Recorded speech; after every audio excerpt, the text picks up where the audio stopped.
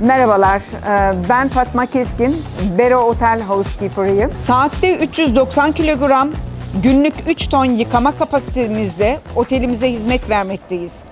Yüksek teknoloji ve güvenilirliği sebebiyle Tolkar'ı tercih ettik. Tolkar ailesine teşekkür ederiz.